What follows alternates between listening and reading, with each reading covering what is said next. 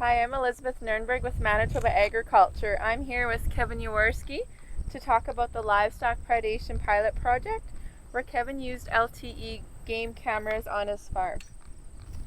Kevin runs a custom pasturing business where he custom grazes cow-calf pairs and heifers in the Interlake area.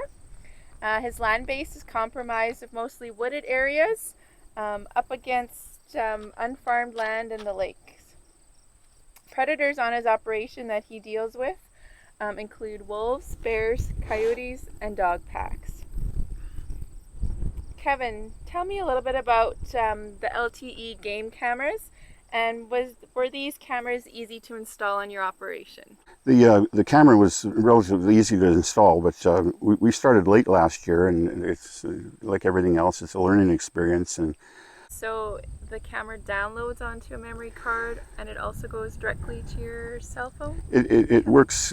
Most people are familiar with a game camera, so Mm-hmm. it's a relatively good game camera. Okay. The difference is that it sends the picture immediately to my phone.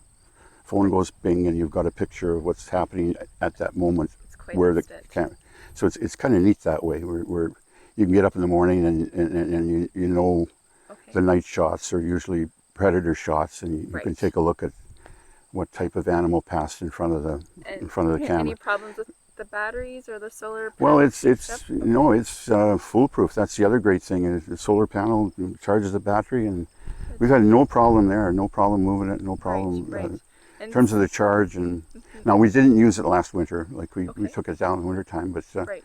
this winter I've been thinking of trying to Try to spruce it up. strategically locate it where we pick up some predator movement. Get pictures of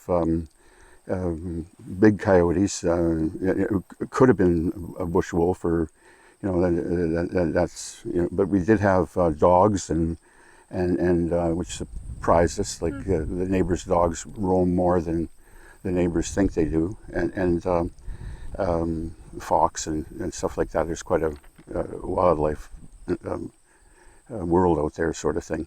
Right. But this year we went to a little different strategy again, concentrating on the wolf population Okay. that's new to this area and this farm. Good. What are the limitations for implementing the cameras on your farm, and I guess anything you would do differently? Well, very easy. We this year we've taken on moving it around and from water hole to water hole. Although we've had ample moisture this year, and usually things dry out in the fall, so even predators have to come to water holes to Right. drink. So we've changed our program to try to pick up on on the wolf especially, but the limitation is, I guess we've got to play with the camera a little bit more, because most of these predators move at night, and the shots we're getting of Okay. say a coyote, is that say a large coyote, or is it It's hard to a wolf? distinguish Or them. Yeah. the picture is hard to distinguish, so we need to do some tweaking there. Right. Yeah. Okay. Do you think that using the LTE game cameras was effective, and do you feel it helped with mitigating predation on your operation? I, I, I like it as in terms of, I think it's a useful tool for us with our operation. I don't know in terms of mitigating predators. It probably is intimidating to the ones who get their pictures taken, that type of thing. Right. So they'll move on to Mm-hmm. hopefully chase deer instead of cattle. But it is I think, a useful tool in terms of monitoring the cattle, and being aware that the cattle have been under some kind of Under predator stress. stress. Yeah. Yeah. Yeah. Good.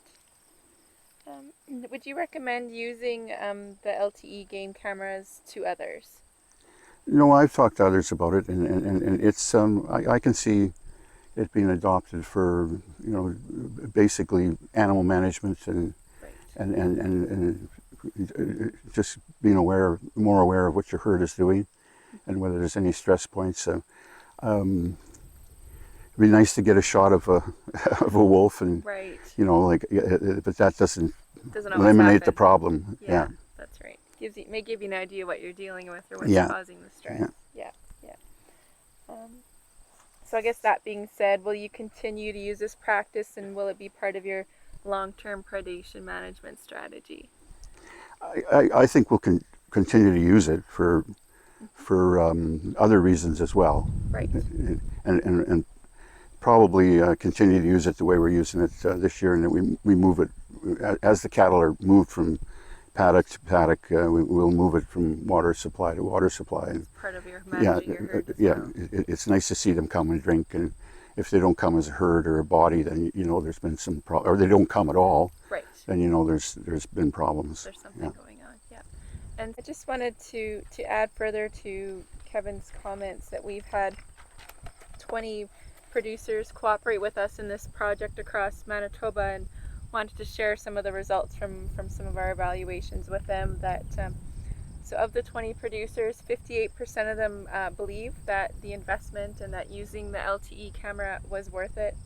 42% of those producers felt that it did help with the removal and with mitigating predators.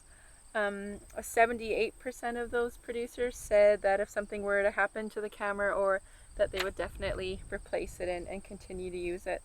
And 83% of those producers would recommend this to others, just as Kevin had said. So Kevin, I want to thank you for sharing your thoughts on the LTE game camera with us. Manitoba Beef Producers, Manitoba Agriculture, as well as the Manitoba Sheep Association want to thank you for partnering with us on this pilot project. We've got some really good testimonials and some good information to share with others. And if you want to learn more about these projects and the results, visit the Manitoba Beef Producers website at mbbeef.ca.